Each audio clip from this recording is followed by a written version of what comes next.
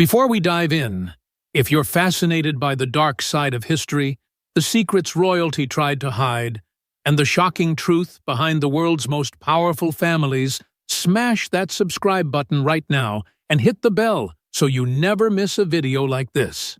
Now, imagine this. You're born into unimaginable wealth and power. Palaces that stretch for miles.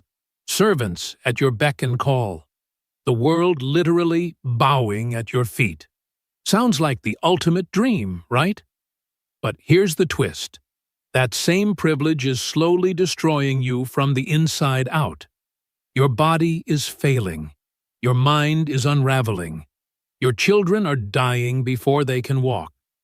All because centuries before you were born, your family made one fatal choice: to keep their blood pure.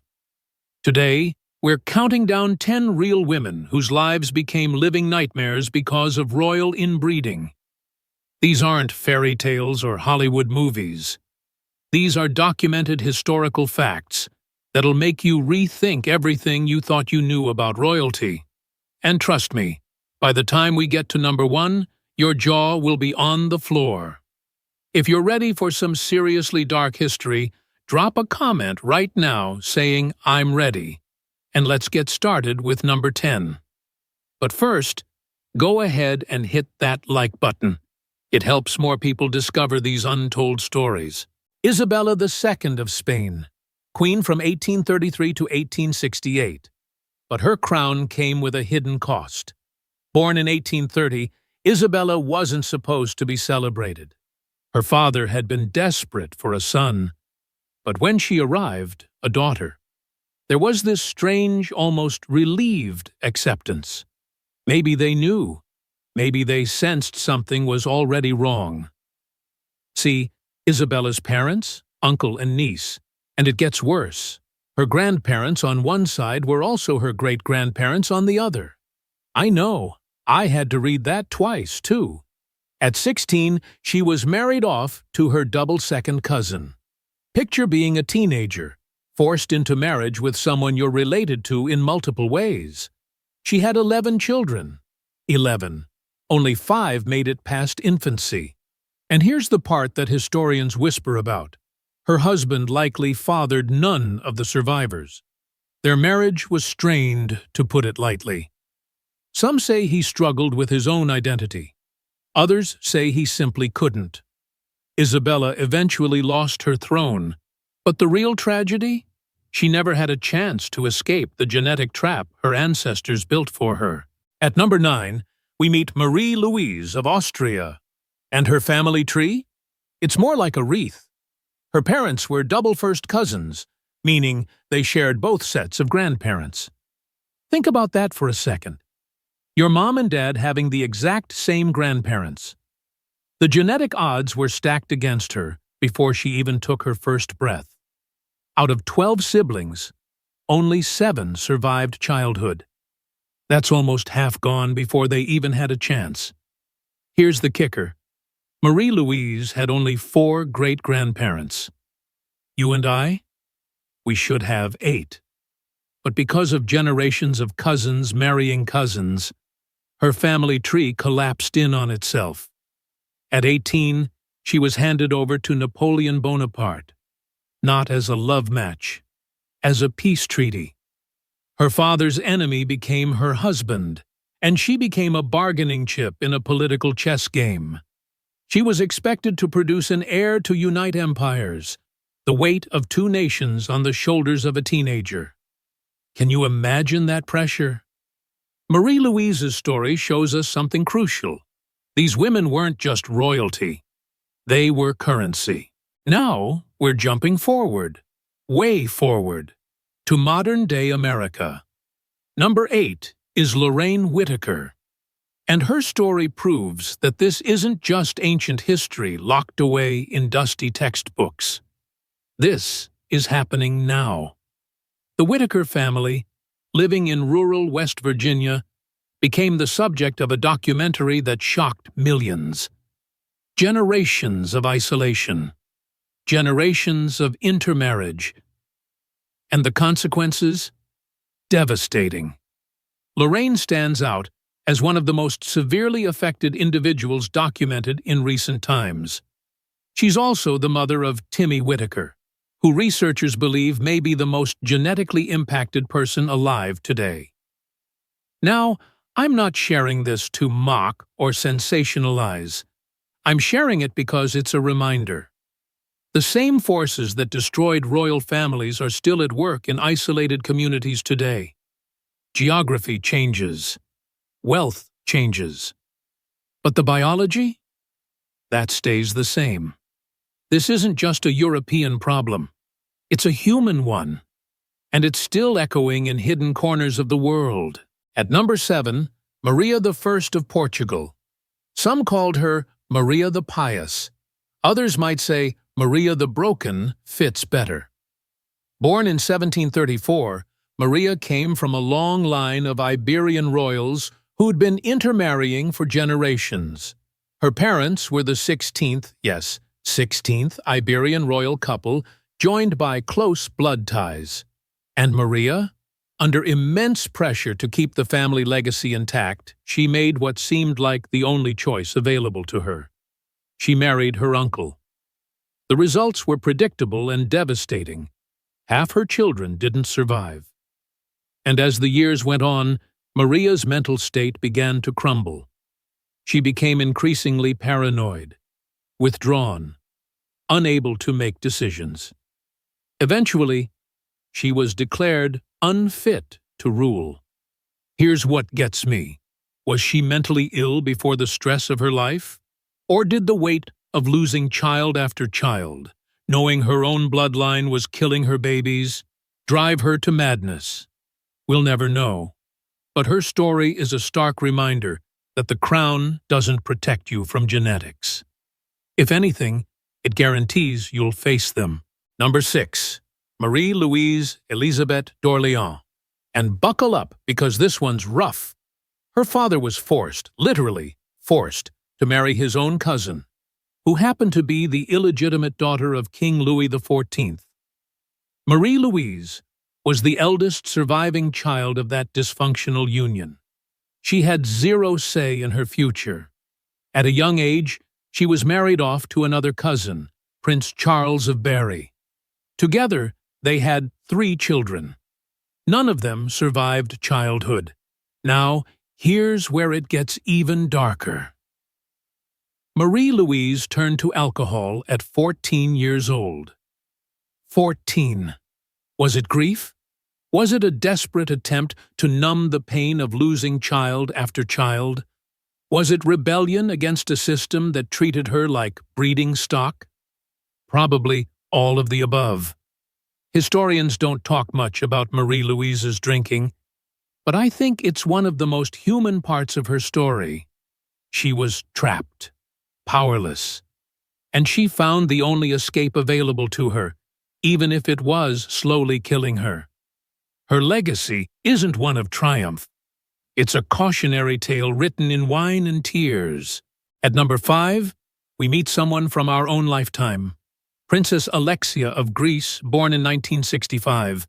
Alexia's story shows us that even in the modern era, old royal traditions die hard. Her parents, Queen Anne-Marie of Denmark and King Constantine II of Greece, weren't just married. They were related twice over, second cousins and third cousins. Constantine's family tree reads like a puzzle. His great-grandparents were siblings. One of his grandmothers was also his great-grandfather's sister. Anne-Marie's ancestry carried similar complications. From the outside, their marriage seemed loving, even normal. But genetically? Their children, including Alexia, carried the accumulated effects of generations of intermarriage. It's the same situation as Queen Elizabeth and Prince Philip, second and third cousins who created a bloodline echo that would ripple through their descendants. Now, Alexia and her siblings appear healthy, but the genetic markers are there, invisible but measurable. A reminder that even in the 1960s, even with all our modern knowledge, royal families were still playing by ancient rules. The tradition of keeping it in the family didn't end with powdered wigs and horse-drawn carriages. It just got better at hiding. At number 4, we need to talk about Maria Antonia of Austria, a name you've probably never heard. But genetically, she was more inbred than Charles II of Spain, and that's saying something. Charles is usually held up as the ultimate example of Habsburg inbreeding. The guy who could barely eat because his jaw didn't close properly. The king who couldn't produce an heir and ended a dynasty. But Maria Antonia, she topped him. Her family tree wasn't a tree. It was a knot. Some geneticists have called it a genetic circle because the same names appear over and over and over. Her level of inbreeding was so extreme that it matched what you'd see in a child born to 2 full siblings. Not cousins, siblings. Yet history barely mentions her. Maybe because she was a woman. Maybe because she didn't rule. Or maybe because her story was so extreme that even historians didn't know how to talk about it. Maria Antonia stands at the absolute peak of Habsburg inbreeding. A quiet, forgotten figure who represents the most extreme example of what happens when royal families value bloodline purity over human health.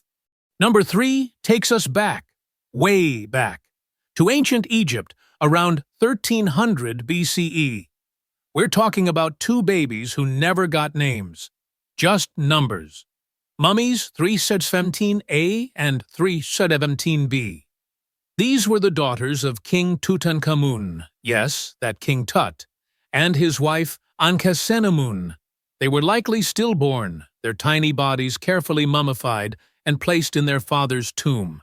Here's what makes their story so heartbreaking. Ankhesenamun wasn't just Tut's queen, she was his half-sister. Same father, different mothers. And Tutankhamun himself? Product of multiple generations of sibling marriages within the Egyptian royal family. By the time his daughters were conceived, the genetic damage had reached a breaking point. Modern CT scans of these mummies show severe deformities, spinal issues, developmental problems. They never had a chance. Ancient Egyptians believed their pharaohs were gods, divine beings. But even gods can't escape the laws of genetics. These 2 nameless babies represent something profound. The moment when tradition and biology collided, and biology won. They're a 3,000-year-old reminder that some laws are older and more powerful than any empire. At number 2, we return to the modern world. And this story is disturbing in ways the others aren't. Kimberly Colt, that's not her real name. It's a pseudonym used by Australian authorities. But her story is painfully real. In the early 2000s, police discovered a family living in complete isolation in rural Australia. What they found shocked even experienced investigators. The Colt family had been practicing multi-generational inbreeding for decades.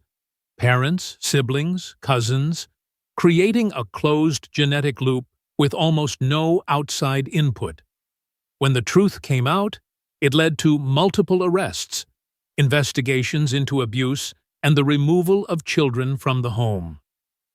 Kimberly, born into this environment, is one of the most genetically compromised individuals ever documented by modern science. This isn't about royal power or dynastic ambition. This is about what happens when isolation, lack of education, and dysfunction create a perfect storm. And here's what haunts me. This wasn't the Middle Ages. This wasn't ancient Egypt. This was happening while we had the internet, while we understood genetics, while we had child protective services.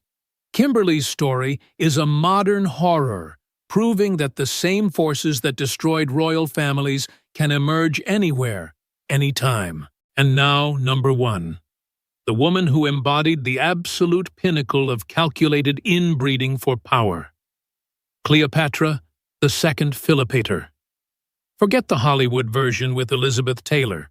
that Cleopatra was the seventh. We're talking about an earlier one, a woman whose entire existence was the result of a family's ruthless commitment to genetic concentration. Cleopatra II's parents? Siblings. Her grandparents? Also siblings. Her great-grandparents? You guessed it. The Ptolemaic dynasty, ruling Egypt after Alexander the Great, had one obsession: keep power in the family. And I mean in the family. They practiced brother-sister marriage for generation after generation after generation. Not because of tradition, not because of religion, because of pure, calculated political strategy. Even Cleopatra's name, borrowed from one of the rare outside marriages to a Syrian princess, was one of the only hints that any fresh blood had ever entered this family. When you map out her family tree, it doesn't branch. It spirals. Names repeat. The same people appear as both ancestors and descendants. Cleopatra II wasn't just a ruler. She was the genetic culmination of centuries of deliberate inbreeding, a living monument to humanity's willingness to sacrifice biology for power. And here's the thing: she was powerful, intelligent, politically savvy. But her body carried the accumulated weight of every decision her family made before she was born. She represents the ultimate question. How far are we willing to go for power? And what are we willing to sacrifice to get there? From ancient tombs to modern-day documentaries, from glittering European courts to forgotten Australian outposts, these 10 women share something profound. They were all sacrifices on the altar of power, purity, and legacy. Their stories aren't just history lessons. They're warnings, reminders of what happens when we value tradition over humanity, when we choose symbols over science, when we treat people as tools instead of individuals. Genetics doesn't care about your crown. It doesn't care about your bloodline. It follows its own rules, cold and unforgiving. These women deserved better. They deserved choice. They deserved health. They deserved freedom. Now, if this video opened your eyes the way researching it opened mine, here's what I need you to do. First, smash that like button. Seriously, it takes 1 second and it helps this video reach people who need to hear these stories. Second, subscribe and hit that notification bell. We're diving into history's darkest secrets every single week. And you don't want to miss what's coming next. Third, share this video. Send it to that one friend who's obsessed with history. Post it on your story, because stories like these deserve to be told. And finally, drop a comment below. Which story shocked you the most? Was it the modern-day cases or the ancient horrors? Let me know. I read every single comment. Thanks for watching. Thanks for caring about these forgotten voices, and I'll see you in the next one. Stay curious. Stay questioning. And remember, the truth is always stranger than fiction.